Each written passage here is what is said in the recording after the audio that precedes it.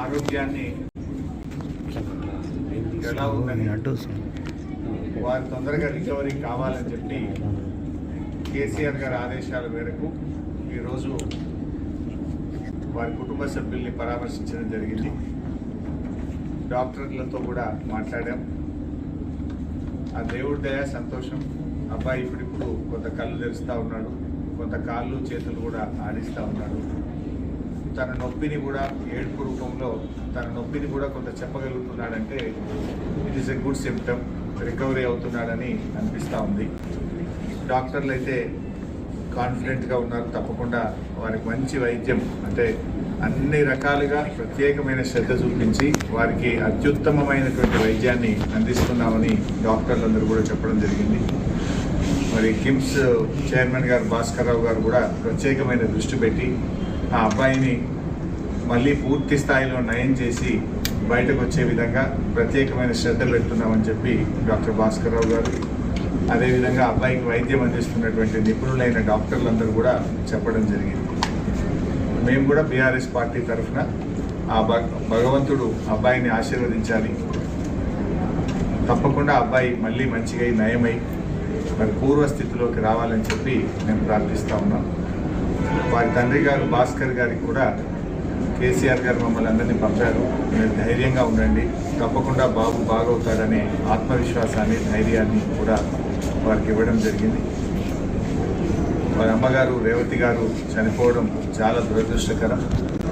మరి జరిగిన సంఘటన చాలా బామారుని ఎంత గట్టిగా పట్టుకున్నది అనేది మనందరం కూడా టీవీల్లో పత్రికల్లో చూసాం, వీడియోలు కూడా చూసాం. అంటే తల్లి కొడుకుల అనుబంధం ఎంత గట్టిగా ఉందో, తన ప్రాణాన్ని విడుస్తూ కూడా కుమారుడిని ఎంత బలంగా పట్టుకుందో కూడా మనం చూసాం. సో ఏది ఏమైనా ఈ సంఘటన చాలా దురదృష్టకరం. రేవతి గారి మృతికి ప్రగాఢ సానుభూతిని తెలియజేస్తూ శ్రీతేజ్ తొందరగా బాగై నయం కావాలని ఆ భగవంతుని బీఆర్ఎస్ పార్టీ పక్షాన ప్రార్థిస్తుంది. సీఎంతో ఫిల్మ్ ఇండస్ట్రీ మీటింగ్ జరిగింది, సెపరేట్ అయిపోయింది.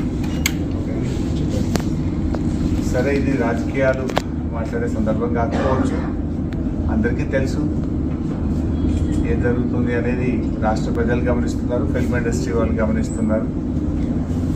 ఏది జరిగినా రాష్ట్రానికి మంచి జరగాలి, భయభ్రాంతులతో కాదు, ప్రేమ అభిమానాల మధ్య జరగాలి. ఏదైనా రాష్ట్రం మంచి కోసం ఆలోచించాలి. అందరూ బలవంతంగానో భయభ్రాంతుల మధ్య కాకుండా ప్రేమ అభిమానాలతో మంచితనంతో మంచి జరగాలని కోరుకుంటాం. సరే, ఇప్పుడు ఎందుకంటే మేము వచ్చింది ఆసుపత్రి, ఇక్కడ మేము రాజకీయాలు మాట్లాడడం మాకు అంత కలుస్తారు సరైన సందర్భం కాదు. We only pray the god Sritej బాగా కావాలి, తొందరగా బయటకు రావాలని ప్రార్థిస్తాం. ప్రతిపక్షాలే దీన్ని రాజకీయం చేస్తున్నాయని అధికార పార్టీ ఆరోపణ. సరే, నువ్వేమో రాజకీయాలు మాట్లాడాలంటే నువ్వు పదే క్వశ్చన్లు రాజకీయమైన క్వశ్చన్లు వేస్తావు, చెప్తావు, బాగుంది చెప్పవచ్చు. ప్రతిపక్షాలు రాజకీయం చేస్తుందా, ప్రభుత్వం రాజకీయం చేస్తుందా అందరికీ తెలుసు కదా. నేను ఒక మాట సింపుల్గా అడుగుతున్నా సార్. 12 రోజుల తర్వాత కదా ముఖ్యమంత్రి స్పందించింది. యాక్సిడెంట్ జరిగిన తర్వాత శ్రీతేజ్ను ప్రభుత్వం ఎందుకు స్పందించలేదు? ఒక మంత్రి గారు వచ్చి ఎందుకు పరామర్శించలేదు?